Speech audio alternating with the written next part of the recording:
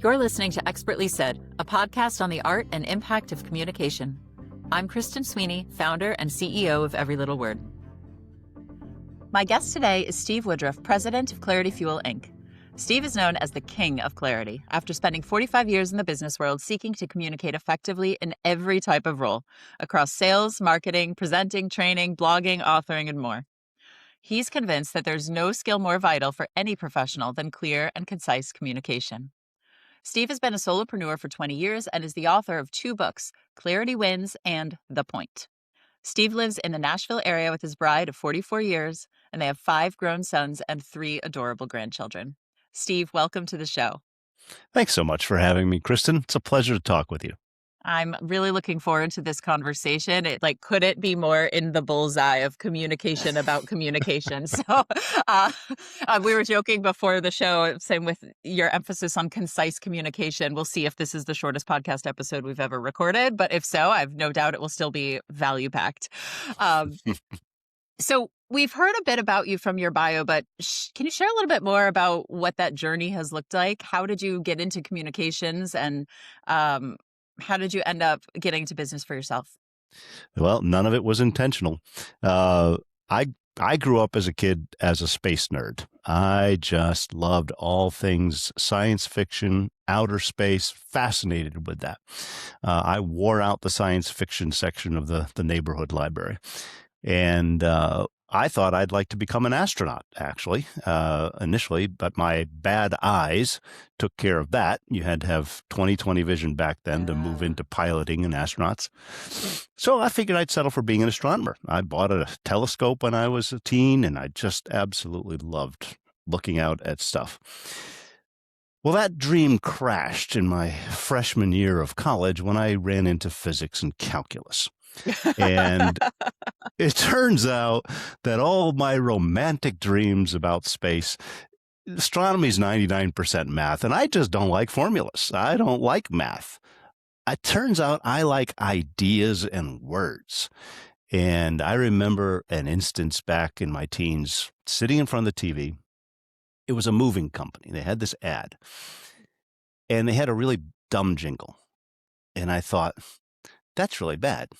And I made one up in my mind right there. And, that was just some memory back there. Well, it turns out I was a marketer way before I knew what that was. And my fascination with words and with ideas and with the human brain led me to switch over to psychology. And then I began to just do a lot with writing and speaking and communicating in my entire professional career in sales and marketing and branding and consulting. It's all ideas and words. So the way my brain is configured is I see all this information and I see what's in people's minds and hearts. And I'm somehow able to very quickly analyze it and turn it into effective words. And so that has been, for the last 20 years, my work is doing clarity and then teaching others how they can communicate with clarity. That's so cool. It makes me think about, I have a 7-year-old, right? And they do like a career parade and things like that. And, just so interesting to see that there are 6 jobs when you're a kid, right? And an astronaut probably makes it into the list. Mm-hmm. But how most of us go on to do things that we couldn't have imagined, when we were younger, and sometimes well into our 20s and into our professional lives, end up in places we did not think we would be when we got started. Absolutely true. One of the things I love doing when I talk to people is pull out their origin story, because the origin story always involves at least one of these, and then this happened, pivots. And for me, it was physics and calculus. But everybody has somebody or some person or some event that changed the course of your life. And that is, in fact, the most interesting thing about any person. It's not your role. It's not your title. It's not your accomplishments. It's that story. And I just absolutely love pulling that story out of people, because a lot of times they don't even realize how fascinating it is. Oh, we share a love for pulling stories and expertise, in my case as well, out of people. I There's nothing more satisfying than, particularly for me, if we're with like a very technical expert or executive, someone who's, one sentence answers, and you find that thing that just unlocks them, lights them, their whole face changes, and Yep. suddenly they're off to the races. And you're like, this is what I need. It's not only amazing because it allows us to develop the kinds of content that's getting the outcomes we're looking for, but that interpersonal piece of it too is really, really rewarding. Well, that you and I share this fascination because communication, it can be this set of words and effectively designed stuff. But clarity is really all about identity of the person, Mm. identity of their strengths, their superpowers, their stories. And I just absolutely love pulling all that out. And then you design the words based on the brand or the identity or the story.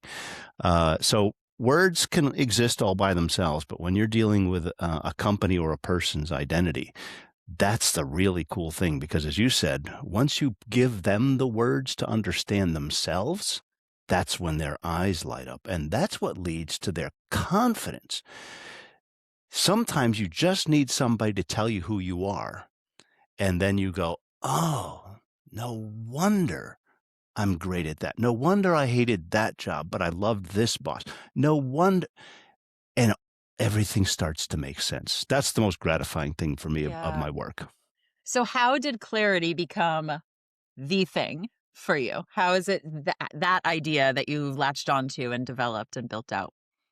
Uh, I started early on. I after college, I figured I was going to go into the ministry, and I studied for 2.5 years postgraduate work, and a lot of that was theology and preaching, and that is where clear ideas, clearly expressed, really come to the fore.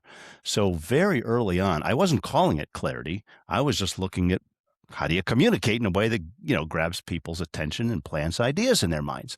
So the idea of using illustrations, using word pictures, using analogies, using summaries, all of that was percolating in my 20s, which ended up becoming my clarity framework later. And then when I went into business with sales and marketing and software development, a firm, I'm not a software developer, but I had to articulate the technology into human terms. I was doing clarity all that time because if you're not communicating, you're not selling, you're not marketing, you're not making any progress. And then almost accidentally, I started talking with companies and individuals to try to help refer them. I would help come up with their brand. And I called it brand therapy. But then I realized, look, agencies and all these people own the word brand. I can't own the word brand. Yeah. But I settled on the word clarity. I'm helping companies and people get clarity. And so I started to settle on that word. That was my key word. And I think one of the most important things we can arrive at some point in our lives is the one or two or three key words that summarize who we are and what we do. And for me, it was this fascination with how do you make that clear? And I'm just wired to do it. I can do it without even breathing hard. I began to talk to people, and in 20 minutes, I'd give them more insight into who they were than they had ever had in 35 years. And I'd call my wife, and she'd say, "How did the meeting go?" And I say, "Yeah, it was the magic again. It's magic." So that's how I began to own it. And then 20 years ago, starting out on my own, I just said, look, this is who I am. This is what I do. I'm going to build a business around it. And so consulting and workshops, eventually writing 2 books on clarity, I got to run in my passion. It's really cool. Um, I you've talked about clarity as being like the opposite of confusion. I'd love to hear a little bit more about the range of folks you help. My understanding is it's pretty broad. Uh, and how like how this idea of clarity versus confusion can apply kind of in different contexts. So my potential client base is pretty limited. I can work with 8 billion human beings, minus one. The one I can't help with clarity is a vow, a monk under a vow of silence on a desert island. He doesn't need clear communication. Turns out every human, every business, every organization, every type of communication needs clarity. So I've worked with executive leaders, salespeople, marketers, individuals in job transition, literally anybody in any profession. It's all the same. It's how the human brain works, what words work, how do you express it. But my most effective work traditionally over the years has not been the corporate side, although I've enjoyed doing the corporate side. Mm-hmm. It's with individuals and creatives and small business owners and consultants for whom clarity, rising above the noise and being very focused, that's life or death. That's you're either going to win or lose based on your clarity. Mm-hmm. And because I'm one of those people, those are my people like you, Kristen, and others. So I have begun to shift my focus away from corporate. I still do it. Mm-hmm. But my passion for many years, decades really, has been the small business owners, the micro business, the individuals. And now here in my 60s, that's what I'm devoting myself to for the rest of my work life, is helping other entrepreneurs, other solos, other business owners get clear, get effective, make their mark. Because that's what I love. I mean, I can do clarity for anybody. Mm-hmm. I will do clarity for multiple types of people. I'm not going to shut the door. But I have just found there's a sweet spot there, and that's where I'm running. One of the things that, you hear as an advantage of smaller companies is agility, right? And so this is one of the things I think about is someone can walk away from a single session with you and actually just turn around and incorporate that. The corporate wheels make that a little bit more, a lot more difficult to kind of implement or like transform an organization in the same way and have the same impact. So I imagine that that's kind of part of that fulfilling. And as you said, also that kind of like the stakesiness of it, right? There's like some, it means a lot to folks. Well, one of the frustrations I've had over the last 20 years, Kristen, is I couldn't see a revenue model that could sustain me based on working with the individuals. And so, and I'd had a history working with healthcare companies, pharma, biotech, device companies. So I developed a lot of my revenue model around doing workshops and helping people understand clarity. But you targeted exactly the frustration. It was like pushing a boulder uphill to try to get transformative change. Turns out in a lot of companies, clarity is a nice to have. It's not mission critical. It is, in my opinion, but other people didn't view it that way. It wouldn't drive it through the organization. I know it could save and make millions of dollars if people would take it seriously. And I preached that message for so many years, and it was like speaking to a wall. And that's one of the reasons why I made the shift to work more with the people who really value it. Was I tried to push that boulder uphill like Sisyphus for 20 years. I was tired. I want to work with people that love what I do. And I have gotten so much more energized in the past year as I put the corporate on autopilot and started wholeheartedly doing this with other individuals.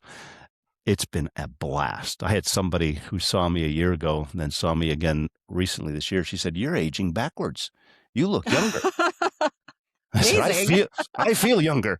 I am full of energy and passion now because I'm not pushing that boulder uphill. Yeah, that's an interesting example you use. So one of my and then moments, probably in my own career journey, is talk about after my daughter was born and I had done freelance writing. I had a client base, but I put a lot of my energy into teaching yoga, which I had done for several years. And I kind of looked around and said, wow, I'm like running all over the greater Boston area, trying to pick up these classes. This just isn't aligned with my lifestyle anymore. This thing over here, when I got really honest, is what was making my money. I said, what if I decided to try to chase a boulder downhill instead of continue to push it up? I can tell you 5, 6, 7 years in, it doesn't always feel that way. There's ups and downs in that journey. It's not been just super easy based on that transition, but there was that feeling certainly in that moment. So yeah, I like that. I like that example a lot. So, can you talk about a few examples? I'd love to. It sounds like, with your current focus, it's probably a lot of sales and marketing, but perhaps also some customer relationships Yep. in kind of the delivery or operations phase. Um, Ways in which that clear, effective communication helps people win at work. Well, let me give you an example as of yesterday. So Amazing. I got on a call with a high level consultant in AI, and I love tech. I've always loved tech, and so we were talking. He's going to be giving a presentation to regular humans. That's going to be like a 10 to 15 minute presentation. And he said, "Do you want to see what I've worked up for slides?" I said, "Sure." Well, he pulled up this slideshow. It was all accurate, all valuable, all good, and it was absolutely going to go over everybody's head because most people in a technical field suffer from what I call the curse of knowledge. I call it the curse of knowledge. Yeah, Yes. you know so much that you assume everybody else knows so much, and then you communicate here, and people need it here. So I said, "Do you want me to give you some input?" And so I did. I said, "You've got to just talk about regular people's problems. The fact that AI is confusing to people. You can't talk about 6 different sectors, multiple all this stuff it's too much. It's TMI, too much information. You can't do that." And so I kind of walked him through. This was off the cuff. I just walked him through. This is how you ought to probably redo this. He sends me the revised slideshow this morning. He absolutely nailed it. I mean, it Oh, was phenomenal. And I just had a couple minor, adjustments to suggest, and I'm going to get to see him do it next week. Uh, amazing. but here was a very smart person with an incredibly valuable offering in a very hot market that has a chance to convert 30, 40 people to his cause and maybe generate referrals. And he was about to miss it because he was going to go right over their heads. Yeah. And it took me no time to just help figure that out. Well, that's just a blast to me. I mean, I'm not charging him anything. I just love doing that. And all across every marketplace, there are these difficulties of translating the complexities of something into simplicity so that a client can understand it, but you want it to be so simple and vivid that a referral partner can understand it. Hmm. That makes you what I call referral ready. You plant the image, a single vivid image in people's minds that turns their heads on, and they say, "Oh, Kristen does this for those people." They don't have to know your 16-step framework. Yeah. They just need to know Kristen's the go-to for that. That's how you apply clarity to business development. And I've always felt that since we all know referrals are the best way to do business. So our main communication job is to plant one message that sticks so that someone can say, "You need to talk to Kristen." And Yeah. that's what I help people do. I call it calibration, but that same idea around the curse of knowledge, which is like you're up here and you have to kind of figure out where the audience is, right? A lot of times we're working, for example, with B2B audiences and like they aren't here. They're not where I am. They're in Mm-hmm. this particular topic. They're more advanced. So we have to kind of like calibrate to the right level. I'm wondering if you ever get pushback or how you navigate, some sectors and some work is legitimately quite complex. So Mm-hmm. how do you balance clarity without what I find is often a fear of dumbing it down Yeah. or I'm going to lose credibility? Yeah. How do you navigate that?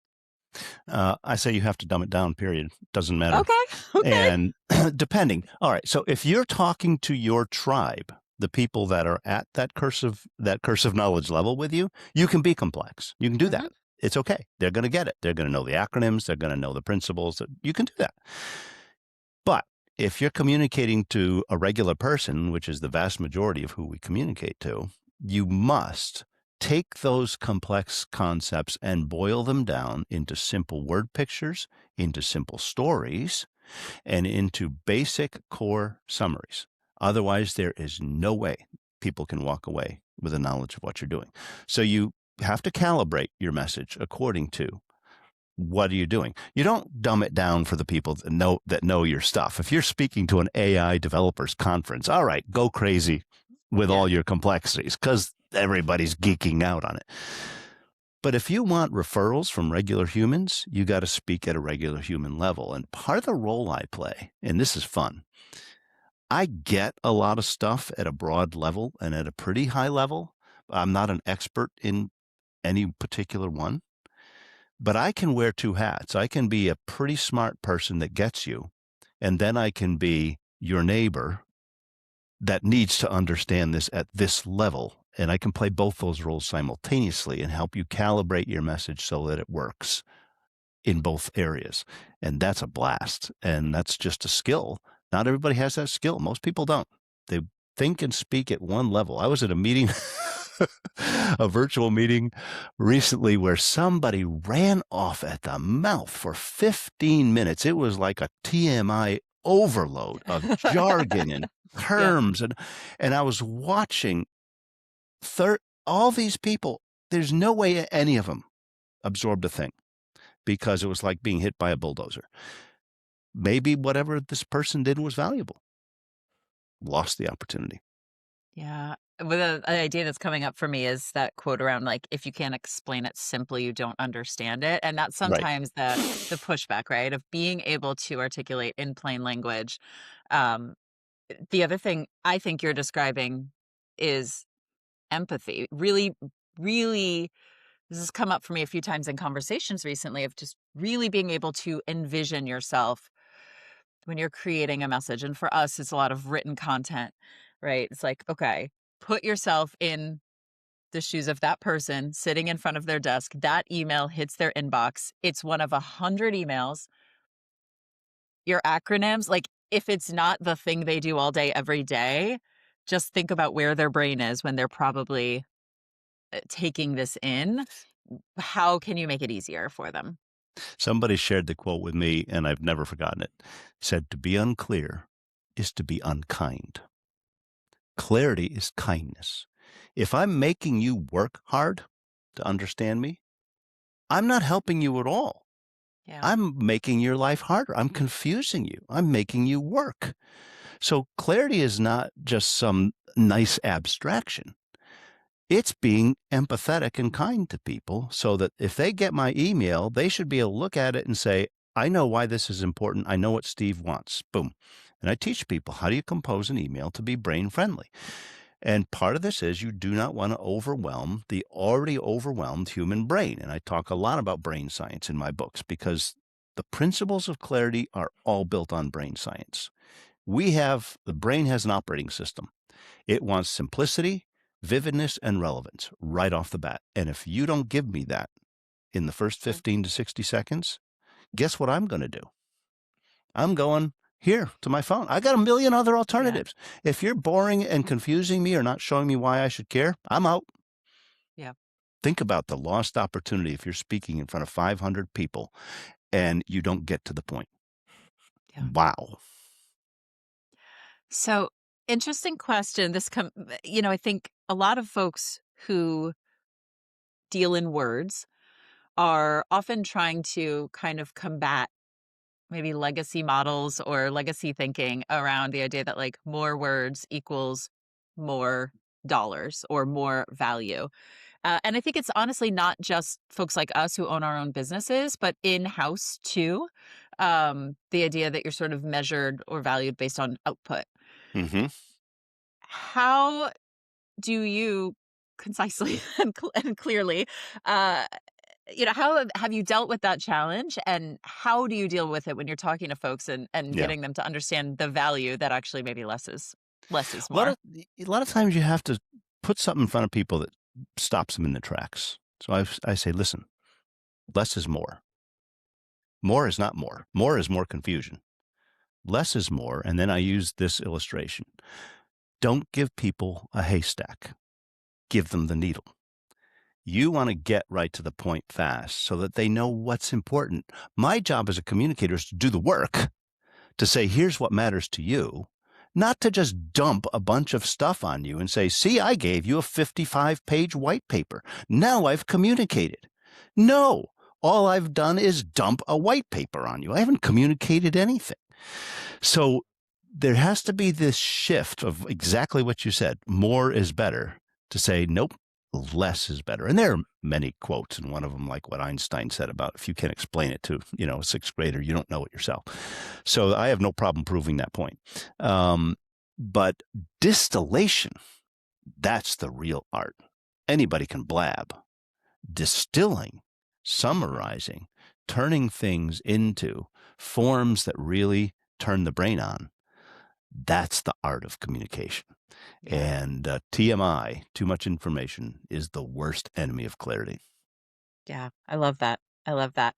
I want to transition us now and make sure we have plenty of time to get into our one big idea, which is an extension of everything we've been talking about around clarity. It's this concept you've developed around memory darts. So already extremely evocative, which I think aligns with the principles you've been sharing. Tell us what memory darts are. When I first introduced the term memory darts in 2018 in my first book, Clarity Wins, it was a little bit of a kind of a, not throwaway, but a little thing. I thought, okay, if you're going to introduce yourself, if you're going to be referral ready, you want to put a memory dart in people, not an elevator pitch. That's too long. That's too forgettable. That's telling. That's selling. You want to put something compelling in people's mind. And so I would teach people and help people develop a memory dart introduction. And I thought of memory darts as the introduction, like the replacement for the elevator pitch. Well, it turns out that a memory dart is just a distilled, verbal, written tool to make things really clear. And when I wrote the second book, I talked about 8 brain-friendly formats, which are memory darts that we can all use to make our message clear. And I lined them up all starting with S. So clear and short statements, little snippets. The brain loves little factoids, little snippets, little statistics. We remember those as opposed to windy generalities. Specifics. Give me a specific example. Give me a way to think of this that's tangible. Stories. We all know the human brain is wired for stories. So a success Very story, hot topic right now. yeah, Storytelling origin and stories. Yes, Yeah, it's a huge thing. Stakes, which you mentioned. What's at stake? What's the risk benefit? What's the win-loss? The human brain is looking for relevance. Well, if there's nothing at stake, I don't care. So you need to explain to me why this is important.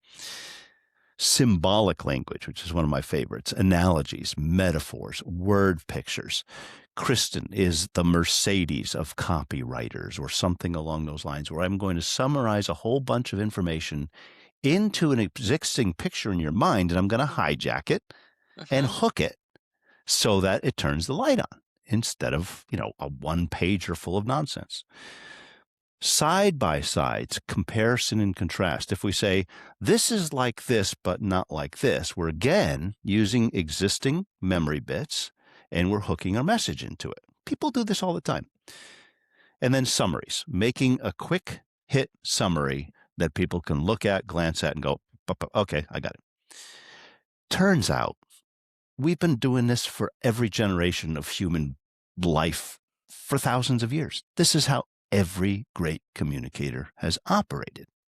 I just arranged them under 8 S's. But there's nothing unique here. This is what I was doing in my 20s learning to preach. Same thing. How do you have an opening illustration? How do you summarize at the end? How do you bring a specific application?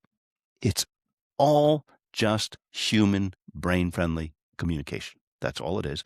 And it's available to everybody. This is not something you need a PhD for. That's why I wrote that book, The Point. It's 4 rules, 8 brain-friendly tools. Anybody can become a great communicator. It's really interesting, and I appreciate your perspective and saying, like, look, I didn't invent all of this. I put it in my own framework, but describing how these tools have been used for so long. We had a guest, Babs Crane, and one of the things we talked about with her was how we often don't know our brains very well. Like what we think we want is not actually how we operate. And so sometimes pulling things out and having these frameworks, although these might seem like the most natural things in the world, why don't we do them naturally? Sometimes we need that external perspective or that external framework.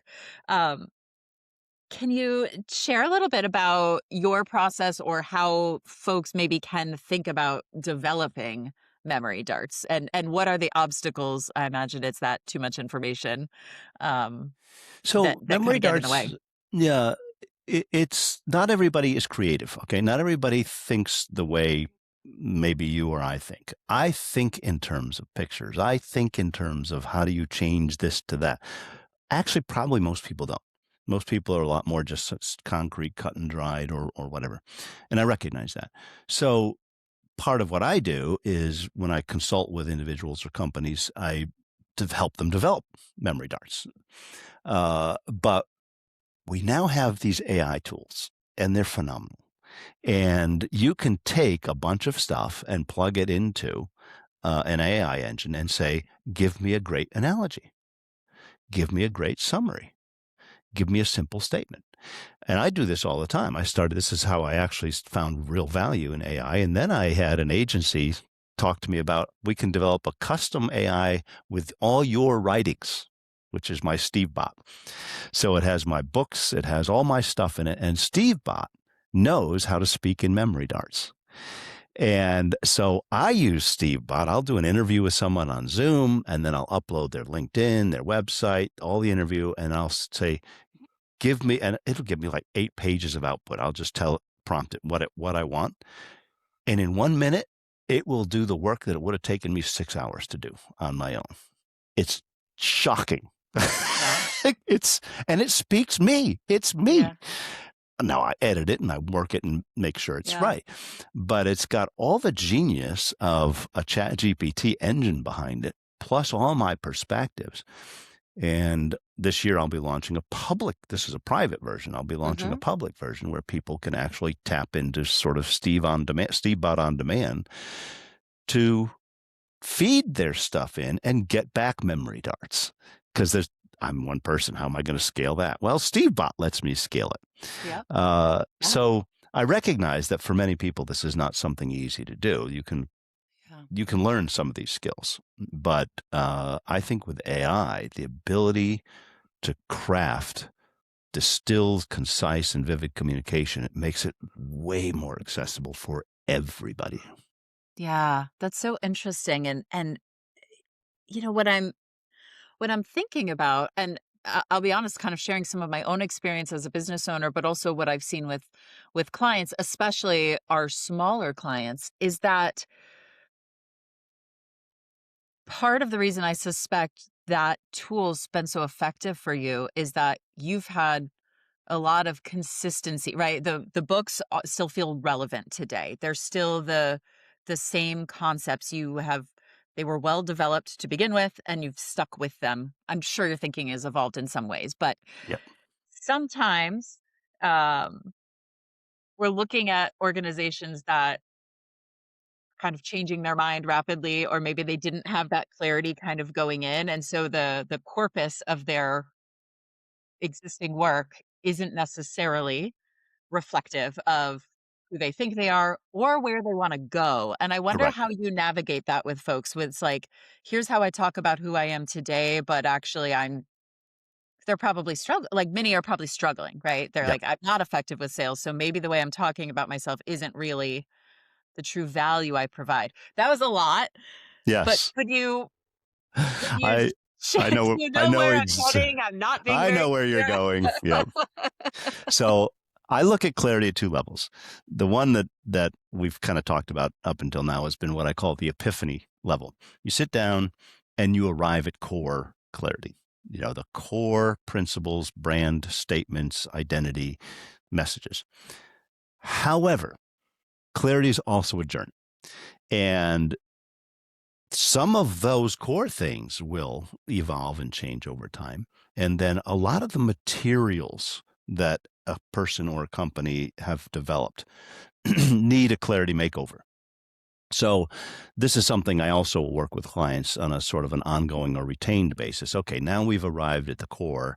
How are we going to change the pitch decks, change the mission and vision statements, change the job descriptions, change the training? There's a whole lot of stuff that Yeah. needs to be Yeah. aligned to the clarity. And it's more likely that a small company will do that than a mega corporation where you have so many fiefdoms in different areas you can't possibly fix the sales group, the marketing group, the training group, the executive leadership group, the whatever. And so, you know, I wish, but Hmm. it doesn't seem to happen because of that.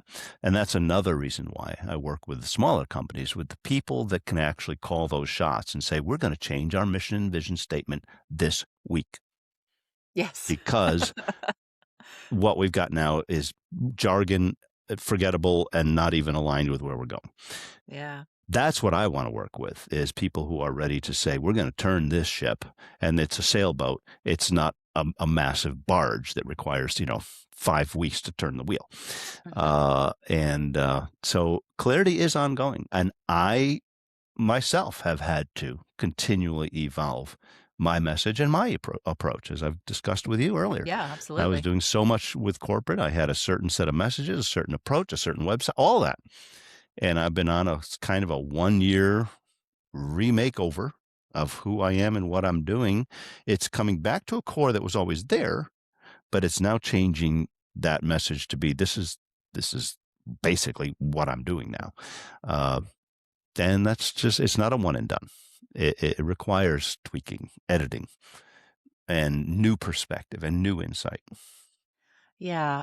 I can share, our company mission statement that I honestly invented in a vacuum was share great ideas with the world. And it still feels very true today. It could change at some point, but what I like about it is it does feel like it gives us the freedom to evolve like the what we do. Hmm.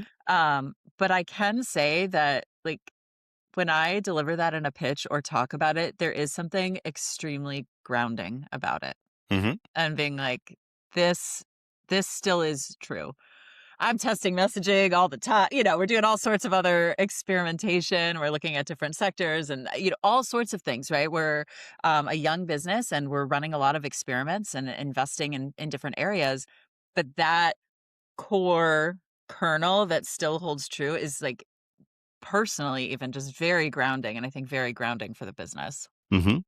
Yeah, having that Yeah, you clarity. want to be able to have, I often mention to people, when it comes down to the core mission, vision, or core branding statements, it needs to be specific enough that it differentiates. So it's not totally generic, but it also needs to be a broad enough umbrella that it gives you room to evolve without changing your mission statement every 2 months. Right, right. And there's a kind of a tap dance that you do with those. And I love that challenge. I think that challenge is a lot of fun, because I tell people, look, here's a statement that's going to give you 10 years of runway. Whatever we've talked about, a bunch of ideas. If you implement this or that, that core statement's going to stay the same. And if you can get 5 or 10 years out of a core statement, that in our day and age of rapid, that's like almost a miracle. Yeah, yeah, absolutely. One other question about memory darts, and maybe this will be kind of the place we wrap. We haven't talked a lot about internal comms, and I know that maybe with the smaller businesses, it's less relevant, certainly with solopreneurs, but how do you see the memory darts being used effectively to build culture, keep teams engaged? Can you talk Yeah. a little bit about that? Internal comms. So my initial fascination was branding and marketing and selling. But in my work on project management and vendor management with clients, I began to see how crucial internal comms was, because I would watch projects go off the rails because nobody was effectively communicating. So I came up with a structure. It's a 3 level pyramid. Turns out this 3 level pyramid is useful for designing every form of communication, but especially for project management. At the top, the peak of it is the distilled essence, the point. If you're going to start a project and you have 20 stakeholders and an outside vendor, You have to agree on the most important, crucial thing. Here's exactly what we're doing. Here's exactly who it's for. Here's exactly when it's going to be done. And here's exactly the budget. Turns out most people do not get alignment at the distilled level. That's how things get all confused and go off the rails. So you've got to do that first. Then that buys you the right to move to the outline or the slightly beefed up version of it. You say, okay, we've now agreed on this. We've literally put it on a piece of paper. We're on the same page. That's one of the 4 principles in my book, by the way, is get on the same page. Now we create an outline, a storyboard, something that's more. We're not yet developing. We're creating the flow, and we get agreement on that with all stakeholders, especially whoever holds the purse strings. Then we can do a detailed project plan and move into an aligned movement forward. Turns out that's true not only of a major project, that's true of how you run a meeting. That's true of how you do an executive presentation. That's true of how you design a website. It's that same threefold principle. Get right to the point on the website. That draws people into a little more. That draws people into the details. That's how you do a good email. Get right to the point in the subject line, give a little bit of a summary, then here's the attachment. That threefold structure, in fact, is the core metaphor for all effective communication because it's brain friendly. Give me the relevant point, show me a little more, let me dig in when I need to, instead of dumping the haystack. I love that. All right. I could go on about this for much longer, but I want to leave it there and make sure we have time for our lightning round communication.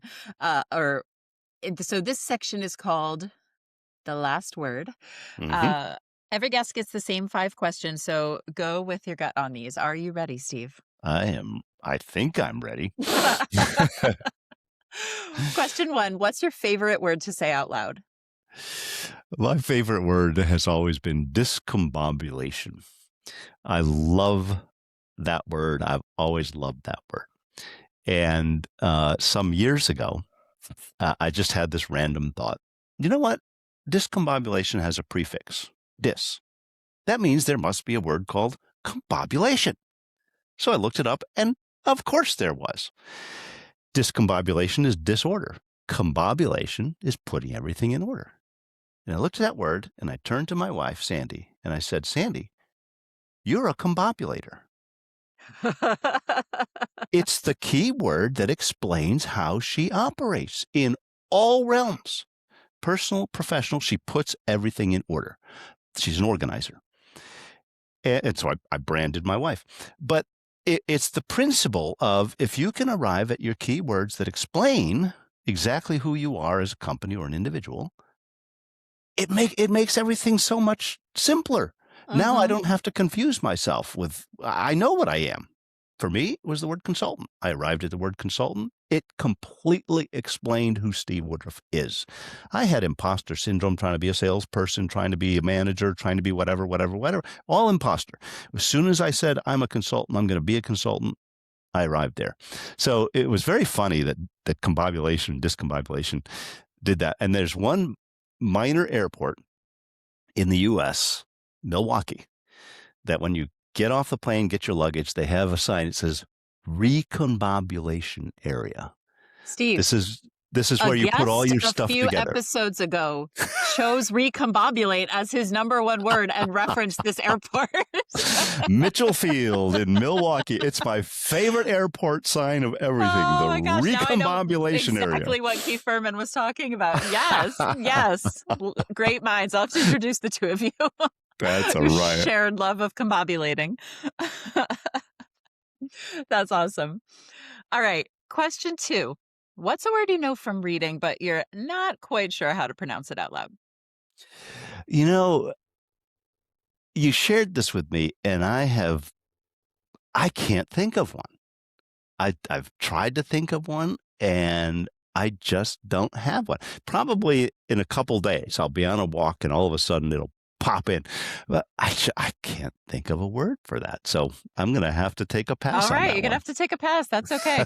I find for a lot of folks, it's like something that you maybe read in childhood when you didn't know, and then it just is one that you kind of always have that tiny little stutter step before you go to say it. But Yep. if you think of one, you let us know. We'll get it in the show notes for you.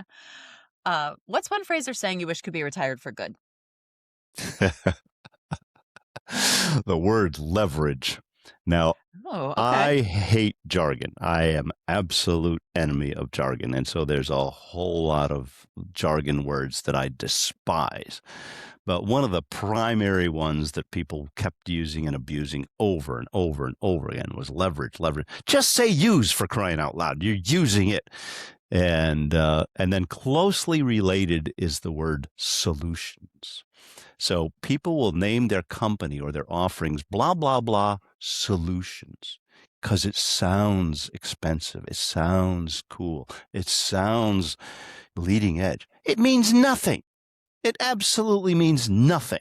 Communication solution. And I've been watching over the last 15 years more and more companies say blah, blah, blah, blah, solution. And I want to kick those signs down all the time, because all you're trying to do is sound fancy, and you're using a word. Now, here's a word I love: obfuscation. You are obfuscating, making unclear what you do by throwing out that lofty, foggy, meaningless word of solutions. Oh, interesting. Steve, I have to wonder if your dislike for leverage is related to your dislike for physics. No, absolutely not. All Nope. right. Question 4. What's a communication practice or principle that's non-negotiable for you? Well, I guess the one that keeps coming back is that it's one of the 4 rules in the point is you have to get to the point. And I don't mean being rude. I don't mean being brusque. Some people misinterpret it as being, impolite. That's not what I mean. What I mean is, if you don't know exactly what you're saying and where you're going, you can't get to the point because you don't have a point. And if you don't have a point, the person is listening to you is, where are we going here? And it's especially bad if a speaker doesn't have a point and doesn't get to the point. And so that to me is non-negotiable. If you're going to be a good communicator, you need to be right up front with where you're going. And that starts in your mind before you open your mouth or set at the keyboard. You got to have a point. And so actually, here are the 4 rules in the point book. Have a point, get to the point, get the point across, which is memory darts, and get on the same page, reach agreement and alignment. You apply those 4 simple rules, you'll be a great communicator. But get to the point is the one that really lands with people. Yeah, yeah. And, it's so interesting as I'm, again, thinking about kind of applications to my work. The truth is, a lot of times we're talking with executives and experts who who don't have a point yet. They have a lot of information and they have a lot of perspective, and it's gold. Mm-hmm. But it's actually our job to take that in and say, like, what is the point we will then try to make in this particular message or this particular asset that we're creating? And to be honest, I've struggled sometimes, like calling it facilitation isn't quite right. But I think sometimes people think like, well, you're just taking what they know and doing a fancy version of a transcription. And it's much more a co-creation than that, because sometimes there isn't a point. Yeah. And we develop one together. But what you're doing is translating. You're translating all their scattered information into an effective set of words that work. So it really is a translation process. It's not from Chinese to English or English to Russian. Right. It's from confusion to clarity. It's the translation. Yes, exactly. Exactly. Love that. All right. Last question. What's the last thing you've read, heard, or watched that really stuck with you?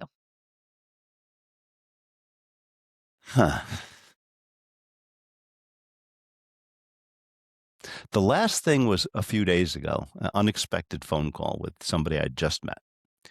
And she was so insightful, so perspective, so sharp in her perspective. And I tell people you can't read the label of the jar you're in because we are not the best at seeing ourselves. And that's true of me. I can read other people's labels. I get myself all confused. And she was reading my label, even though she barely knew me. And she said, Steve, you're all caught up in the how of this stuff. You're in love with your formula. You're in love with the process. You're in love with all that. You got to be more clear on exactly what you're doing with somebody. And it hit me like a ton of bricks. I was like, oh, man, you're so right. When you pour your life into something and you even write books about it, you become obsessed with the process. And I fall into the very trap that I tell other people about, which means just reinforces the same meme. You can't read the label of the jar you're in. We all need people we can bounce stuff off of, be sounding boards, translate, and have insightful perspective, including me. Yeah. I love the way that you've described that, because I think there's a way in which external partners talk about outside perspective, and it could just feel so self-serving, right? Mm-hmm. Just feels like, I want you to buy my stuff.